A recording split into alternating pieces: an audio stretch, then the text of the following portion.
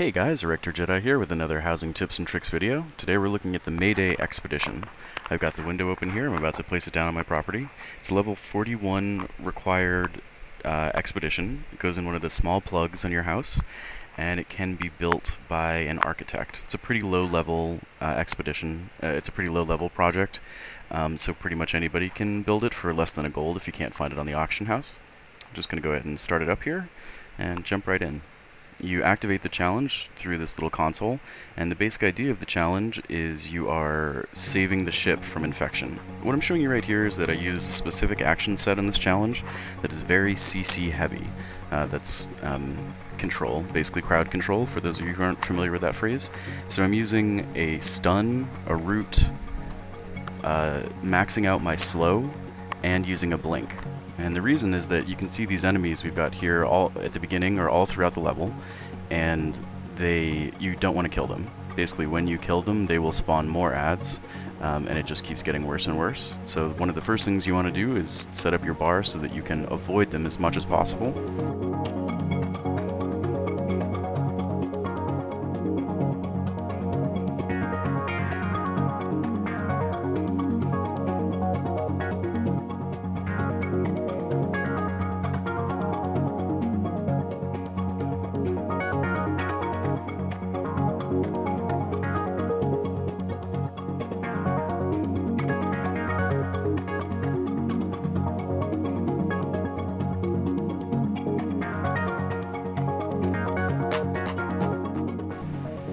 So the way this expedition works is you're following an NPC as he leads you throughout the ship, and you're attempting to cure a strain infection that is unleashed.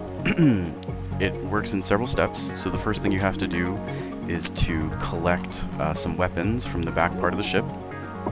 You can see them highlighted here. The add-on I'm using to produce those lines is called Spy, and I basically have it set up to direct me to just quest and public event objectives in the area that I'm in. So you can see here there's going to be, I believe it's 5 weapon caches that I need to pick up from this room, and there's several packs of mobs, of the Hydra mobs that are roaming around. So the path I use takes me around the outside of the room, and again you'll be able to see certain points where I'm waiting for the path to be clear, and I'm actually able in this video to get all of the weapons without really aggroing any of the mobs until the very end, which takes a little bit of practice. It's very likely that you'll end up getting a lot of these mobs on you without meaning to, and if that happens, you're just going to want to take the same path that you took in, out. So you're going to want to run through the room, and basically that just makes this instance take very long, because then you have to come back in and find a good way to run around without aggroing them. So the one thing I really recommend is patience. Even though you have to wait a little bit sometimes, it's going to end up making the instance much faster if you patiently wait and find paths that are going to make it so you don't actually aggro the mobs.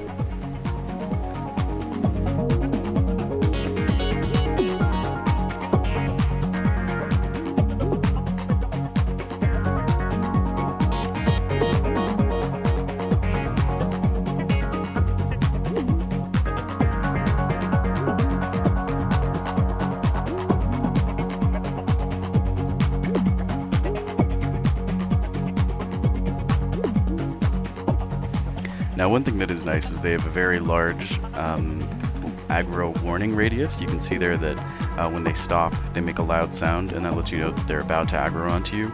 And that's one thing I really like about Wildstar, is the mobs don't just jump on your face without you having any warning. You will have both an audio and a visual warning before the mobs actually get into range, giving you a chance to back off, as you can see I just did there.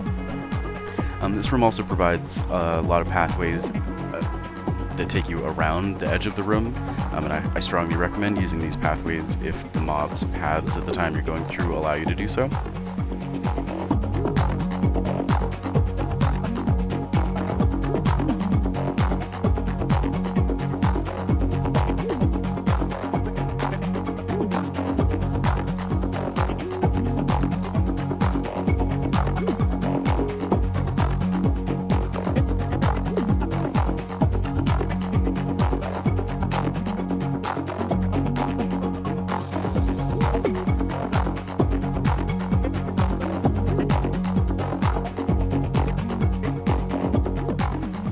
that I've collected all the weapon stashes, I don't really mind aggroing the mobs because I don't have to come back into this room. So you can see I'm just using my CC abilities on them here and running as fast as possible. Now the next objective, after the one that I'm on, would ask me to open this door and then get around a large mob that's there. You can actually see in the left-hand side of my screen right now, I've got NSpy is giving me an indication to a quest objective that I'm accidentally ignoring. Basically what happened is I just had done this expedition, I don't know, 3 times in a row, so I was in the habit, and I just kind of got ahead of myself here.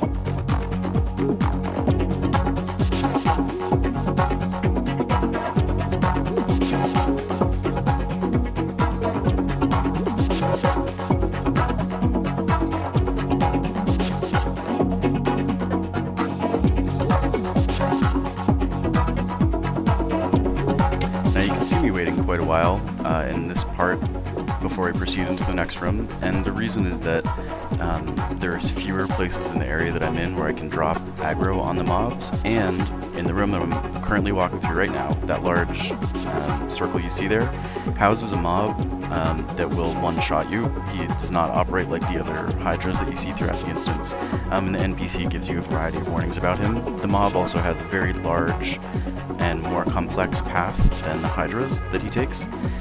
And you can see here I'm backing up to pick up the quest objective that I'd missed. So I'm going to pick this up and then go back into the room that I was just in because I, again, was just a little bit ahead of myself. So you'll see here briefly the large mob that I'm trying to ignore. And again, it's just if you get close to it, it's going to one-shot you. You don't have any chance to CC it or try to kill it. It's just an instant one-shot. So here I just pick up the nitrogen tank, and then once I get past these guys, well, I'm going to CC them a little bit, just to keep them out of my face. I'm going to proceed to the next objective, which is over here in the eastern wing. And you can see I'm just going to try to carefully get around a couple more packs. And once I proceed into the area where NSpy is taking me to, it's basically just a matter of clicking, picking up a new item, and this item is going to give you a weapon you can actually use against the hydras for the first time in this instance. It produces a stun, a slow, and a stun and a snare, I guess, and it makes it so that if you hit the mobs with this freeze ray that you'll see me use in a moment, they will not be able to reproduce, so you can actually kill them. So here's the large mob that will one-shot me if I get too close to it.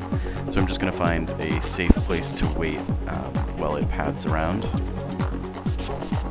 So you're going to want to use this freeze ray, which produces a small cone on the hydras if they aggro onto you at this point in the expedition, or you can also continue to ignore them, but it will be necessary for the last part of the instance, as we'll see in just a couple minutes. So here's how you kill them. This is the freeze ray I'm putting on them. It stuns them, and then it will also slow them once they get out of the stun, and then you can just DPS them down like normal. And you'll see here that's what I'm doing, and they're not able to respawn more ads. So you can finally kill them, and it's good when you can. It feels good, because they're so annoying.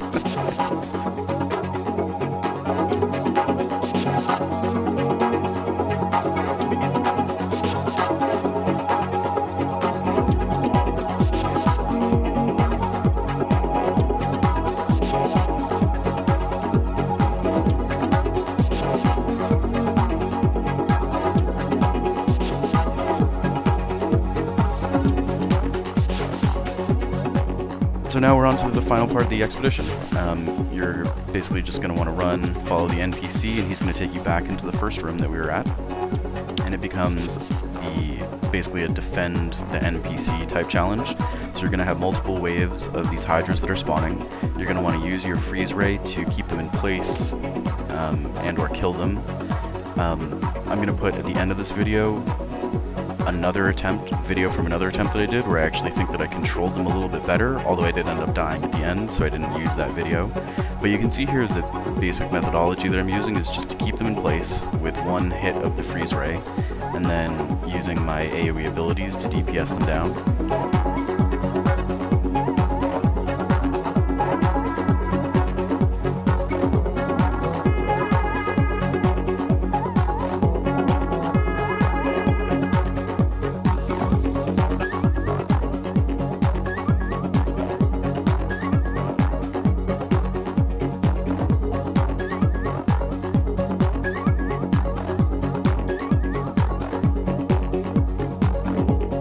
The biggest problem, as you can see here, is just the positioning.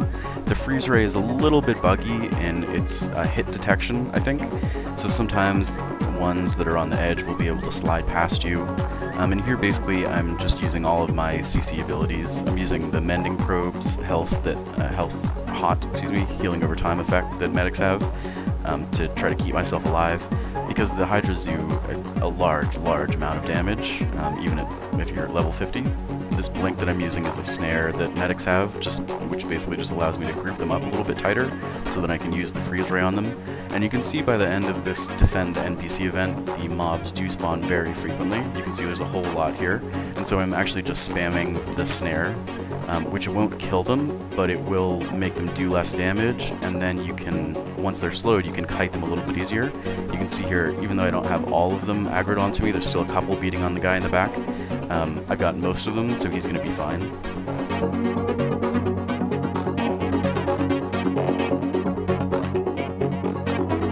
So there, he just completed the event, and he's now going to use the freeze ray that you've been helping him construct throughout this expedition to kill the large mob, and that is the end of it. If you've done all that successfully, you will earn gold rewards.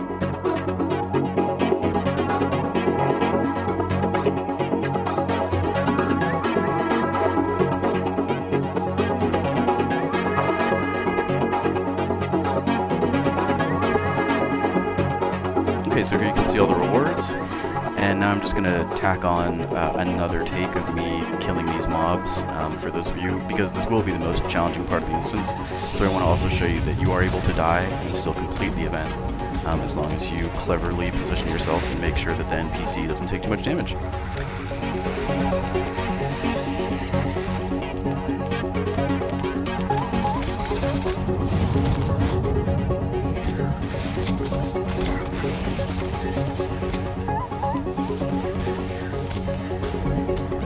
Alright guys, this is how you complete the Mayday expedition for gold rewards. If you have any questions or comments about my techniques, please let me know in the comment section below. If you know anybody who has this challenge and or who has been having trouble with it, please feel free to share the video with them.